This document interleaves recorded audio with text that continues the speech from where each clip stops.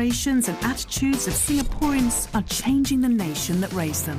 Passionate Singaporeans living out their very ambitious dreams. We're looking to write a story of greatness, of extraordinary people impacting communities. I guess a part of me wanted to connect even deeper with the people.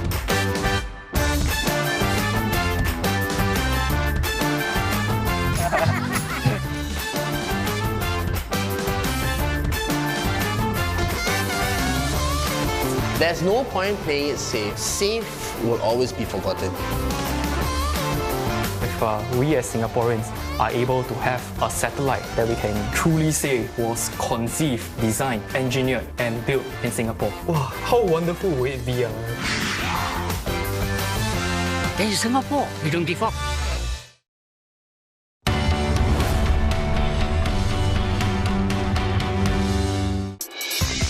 Every day, the financial world goes through dramatic rise and falls.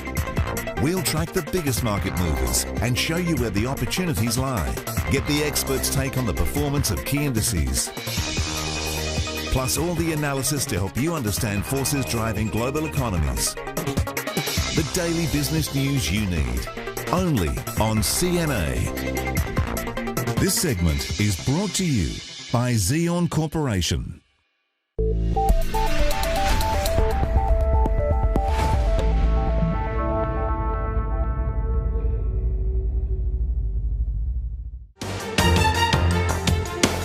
And our top sources are daily new cases of the coronavirus continue to drop in India, but the vaccination rollout still limited by many states not having enough supplies.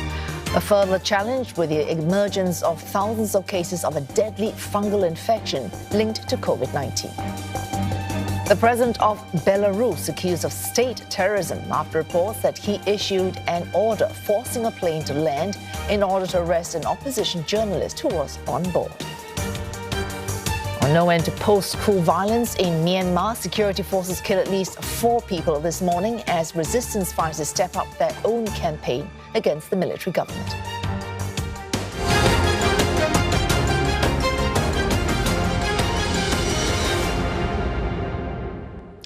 Japan kicked off its first large-scale vaccination drive this morning in Tokyo and Osaka in a bid to get all eligible senior citizens aged 65 and above inoculated by end July. Some 7,500 people are set to receive their shots today. The 2 centres are expected to handle up to 15,000 vaccinations daily once they are running at full capacity. 180 doctors and nurses from Japan's self-defense forces will man the Tokyo site. Roughly half that number will work in Osaka. They will also be supported by nurses from the private sector. Those eligible but staying in neighbouring prefectures will have to go to either centre for their jabs. Japan has been criticised for its slow vaccine rollout.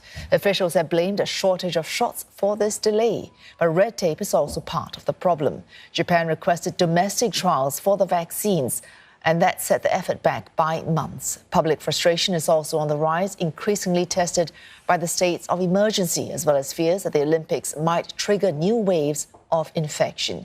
SoftBank Group founder and CEO Masayoshi Son, a critic of Japan's handling of the outbreak, is doubling down on his concern. He's warning there could be a lot to lose, including lives, and a dip in the country's GDP if the government insists on holding the Summer Games. Malaysia's Prime Minister says his government decided not to impose a complete lockdown because it's trying to strike a balance between protecting lives and livelihoods. Muhyiddin Yassin made that comment in a national TV interview on the COVID-19 situation in the country. Dia boleh tutup, tapi bila nak buka balik, mungkin sistem tu dah runtuh. Jadi sebab tu kita belajar. Dalam setahun ni, kita tak boleh tutup itu. Ekonomi tutup. Sebab tu kita kena imbang. It is between life and livelihood.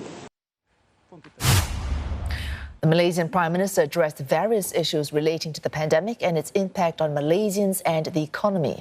That's after the government imposed what's known as Phase 3.0 of the Movement Control Order, which takes effect from tomorrow. It includes tighter measures such as ordering more employees to work from home and reducing public transport capacities by half.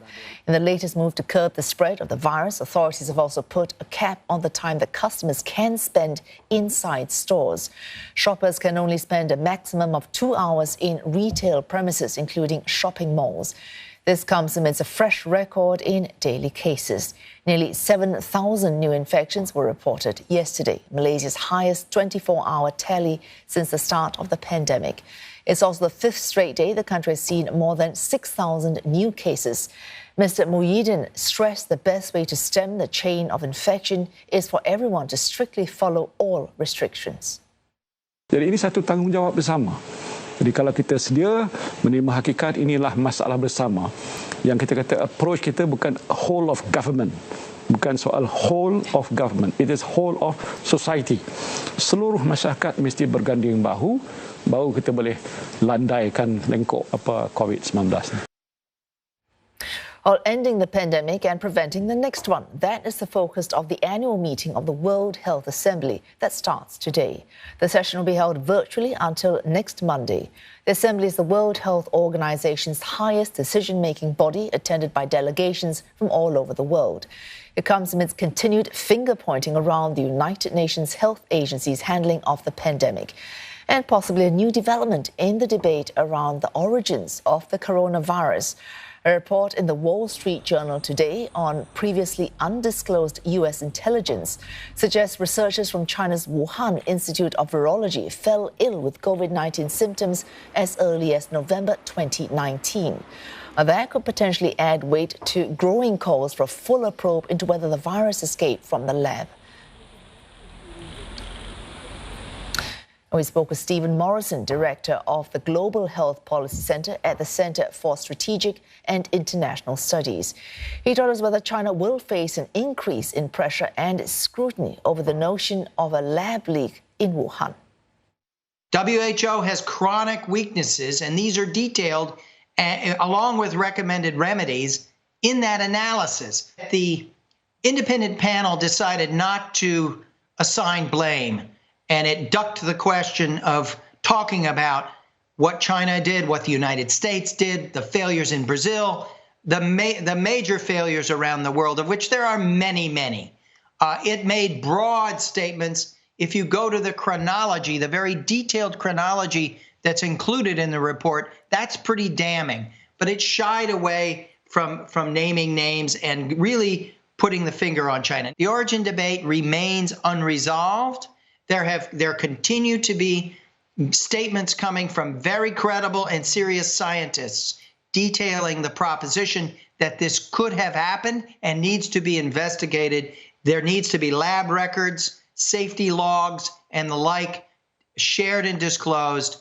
And there's going to be a lot of pressure this week upon the Chinese coming from multiple directions. Whether it's successful or not is too early to tell.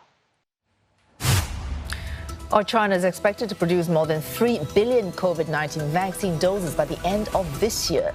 It's also likely to become the first country in the world to administer 500 million jabs. That's despite shortages in some areas due to more people wanting to get vaccinated amidst new outbreaks in Anhui and Liaoning provinces. The National Health Commission says China has administered about 497 million doses as of the weekend. That is more than the US with 283 million doses. China began its vaccination rollout late last year, starting with people aged between 18 and 59. The country has now expanded the program to more groups, such as people aged 60 and above. The Philippines is looking to launch a vaccine mix and match trial next month. The study will focus on mixing China's Sinovac shot with other brands the country has a steady supply of. If the trial is approved, it will last 18 months and will involve some 1,200 participants. The Philippines is grappling with an unsteady supply of second doses. The government hopes to vaccinate at least 500,000 citizens every day and achieve herd immunity by November. A study has found that dogs can be as much as 90% accurate when it comes to sniffing out a COVID-19 infection. Scientists